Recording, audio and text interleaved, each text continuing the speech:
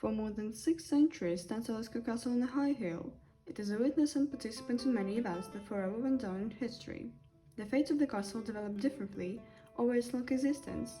It was a stronghold and a warrior. It was a prisoner for the possession of which the kings competed.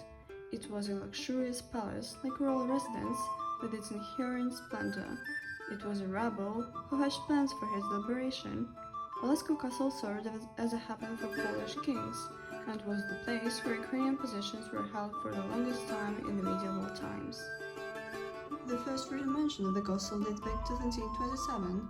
According to researchers, the castle was built by one of the descendants of the king of Ruthenia, Daniel Halecki.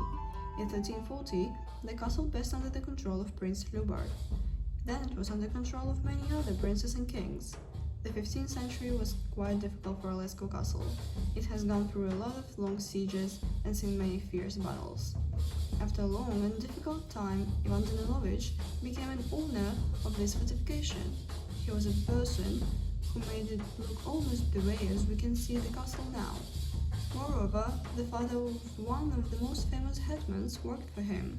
It was Mihailo Khmel, whose son was Bogdan Khmelnytsky. One of the most interesting facts is that the daughter of Ivan Danilovich, Sofia, made the Olesko Castle famous.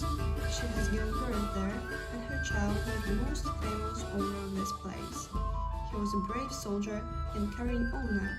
Finally, in 1975, after many years of restoration work, Olesko Castle acquired a status of a museum reserved as a department of the Lviv Art Gallery. There is an immense amount of different legends about this castle. The first one is about giant Thirstebesky, son of Theophilia.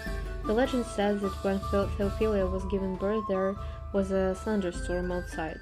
When the midwife took the baby and put it on the table to wash and swaddle, there was such deafening roar of thunder that a crack spread along the marble countertop and the midwife herself went deaf. The baby didn't get hurt and he didn't even start crying. Everyone decided that he will become a brave and strong leader. The second one is about tragic love. The impoverished nobleman Adam Zhelevsky fell in love with Marciana Danilovich and repeatedly asked for marriage with the woman her father Ivan Danilovich. The outstanding military leader who held a number of important government posts in the Polish-Lithuanian Commonwealth wanted a wealthy son-in-law, so he refused his proposal. After some public confession having received a refusal, the guy grabbed a knife and stuck it in his chest in front of all the guests. The body of Adam, who committed the grave sin of suicide, was not buried, but thrown into a swamp. After some time, Marciana married Stefan Konispolsky. On the day of their wedding, for the first time in the castle was noticed a ghost. A pale and sad young man was wandering the rooms in search of his beloved woman.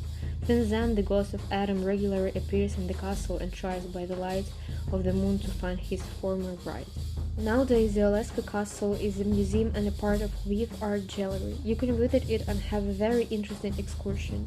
There you can find a lot of pieces of art, visit old rooms where kings lived, and feel the atmosphere of medieval times.